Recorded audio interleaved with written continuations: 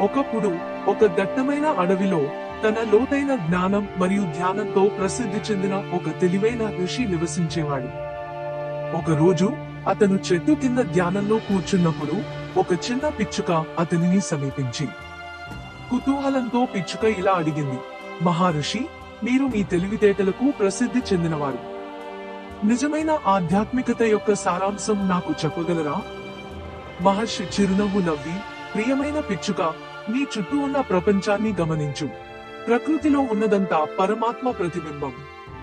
తన బాటలో అందరినీ పోషించుకుంటూ నిస్వార్థంగా ప్రవహించే నదిలా ఉండు. ప్రతిఫలంగా ఏమీ ఆశించకుండా అందరికీ నీడనిచ్చే చెట్టులా ఉండు. పిచ్చుక ఈ మాటల గురించి ఆలోచించి, అయితే నేను చిన్న పక్షిని మాత్రమే. ఈ బోధనలను సాకారం చేసుకోవడానికి నేను ఏమి చేయగలను? ఋషి తల ఊపి ఇలా అన్నాడు, నీ స్వంత